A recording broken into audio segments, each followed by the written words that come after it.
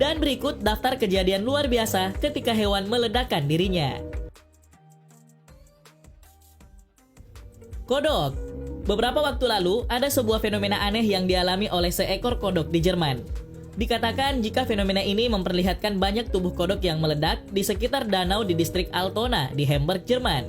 Lebih dari 1.000 kodok membengkak dan meledak, menyebabkan organ dalam mereka berhamburan keluar. Hal ini menyebabkan daerah tersebut dinamai sebagai kolam kematian oleh beberapa media setempat. Awalnya, para ilmuwan kebingungan dengan fenomena aneh tersebut, yang merupakan refleks pertahanan alami kodok ketika menghadapi predator. Seorang ahli akhirnya memecahkan teka-teki tersebut dan mengatakan jika kesalahan bisa langsung ditujukan pada populasi burung gagak di daerah sekitar. Setelah memeriksa bangkai kodok yang baru saja meledak, sang ahli menemukan bahwa semua kodok memiliki sayatan bulat kecil di punggung mereka, seperti yang dibuat oleh paruh gagak. Burung-burung cerdas itu telah mengetahui bahwa bagian terbaik dari katak untuk dimakan adalah hati. Ketika kodok menyadari bahwa mereka telah diserang, reaksi alami mereka adalah membengkak saat bertahan. Paus sperma.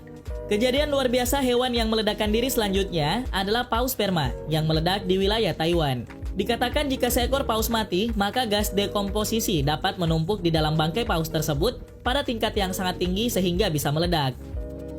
Makhluk malang itu terdampar di pantai dan meninggal sebelum tim penyelamat tiba. Setelah diputuskan bahwa paus harus diangkut ke fasilitas penelitian dan beratnya yang sangat besar yaitu 50 ton, membuat pekerja membutuhkan waktu 13 jam untuk memuatnya ke sebuah trailer.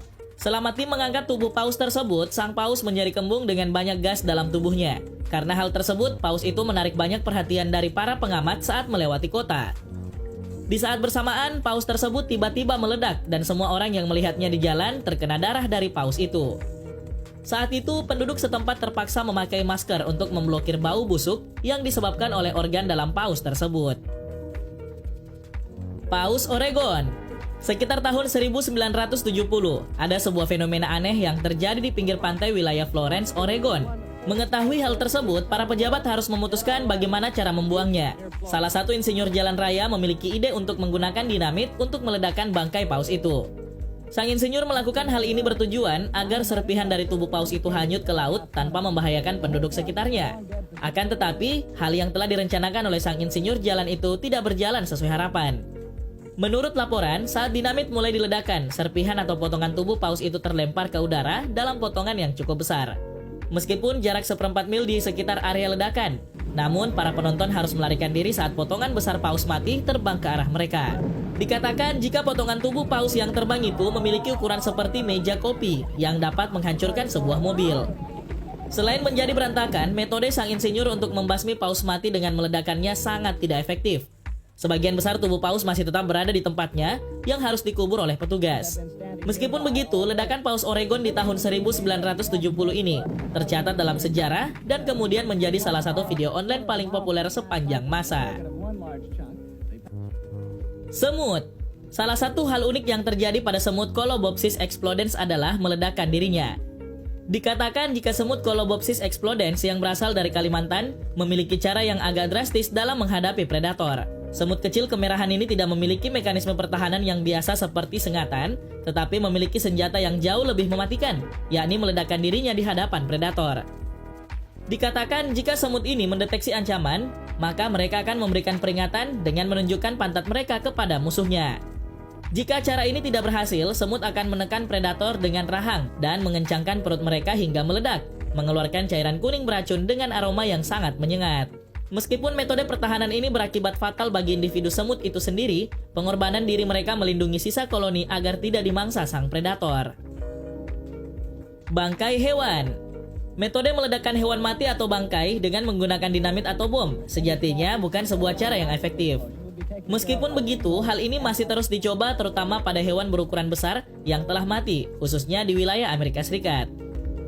Faktanya, Dinas Kehutanan Departemen Pertanian Amerika Serikat memiliki panduannya sendiri tentang cara meledakkan bangkai hewan besar seperti kuda, keledai, dan rusa, yang diberi nama bangkai hewan penghilang bahan peledak. Panduan merinci yang dimiliki Dinas Kehutanan Departemen Pertanian Amerika Serikat ini menjelaskan bagaimana menempatkan bahan peledak di berbagai dengan cara yang efisien. Selain itu, pihak kehutanan juga menjelaskan jika pemusnahan hewan total menggunakan dinamit ini tergantung pada hasil akhir yang diinginkan. Rayap.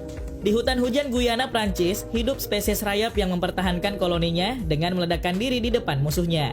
Spesies rayap ini dikenal dengan nama Taraquea neocapriterme yang memiliki sekantung cairan biru beracun di punggung mereka yang disebut sebagai ransel peledak. Kantung ini secara bertahap terisi dengan kristal beracun selama hidup hewan tersebut. Ini berarti individu rayap tertua dari jenis ini memiliki ransel terbesar dan paling mematikan bagi predator lain. Meskipun rayap yang lebih tua tidak begitu pandai melakukan pekerjaan untuk koloni seperti mencari makan, mereka akan sangat berbahaya saat diserang oleh predator. Ketika predator mengancam koloni, rayap tua akan meledakkan ransel ke arah mereka, menghujani mereka dengan cairan biru beracun. Pengorbanan diri ini dimaksudkan untuk melindungi komunitas, sementara anggota yang lebih muda dan lebih sehat memelihara koloni. Sapi. Beberapa waktu lalu, ada sebuah fenomena aneh yang menyebabkan seluruh bangunan meledak secara massal. Dikatakan jika fenomena ini disebabkan oleh sapi kembung yang terjadi di wilayah Jerman. Dikatakan jika sekelompok sapi kembung ini menyebabkan kandang sapi di Rensdorf, Jerman meledak. Saat itu, sekitar 90 sapi yang masing-masing menghasilkan hingga 500 liter gas metana setiap hari, menyebabkan penumpukan tingkat yang sangat berbahaya di dalam kandang. Dikatakan jika gas ini tersulut karena muatan listrik statis yang menyebabkan ledakan dan api. Ledakan tersebut merusak atap dan melukai salah satu sapi malang yang harus dirawat karena luka bakar. Mengetahui hal tersebut, para ilmuwan mencoba menemukan cara untuk menghentikan sapi mengeluarkan metana dalam tingkat yang tinggi. Dikatakan jika peternakan menghasilkan 14% dari semua emisi rumah kaca yang disebabkan oleh manusia, dan metana adalah salah satu yang paling berbahaya bagi planet ini karena menjebak panas sekitar 25% lebih banyak daripada karbon dioksida. Institut Egi Research di Selandia Baru berusaha untuk mengatasi masalah ini dengan mengembangkan vaksin melawan mikroba yang hidup di usus sapi yang menghasilkan metana.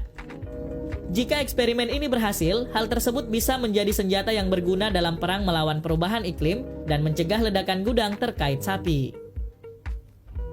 Tikus. Salah satu hewan yang digunakan atau dimanfaatkan oleh manusia adalah tikus yang dipasangi bahan peledak.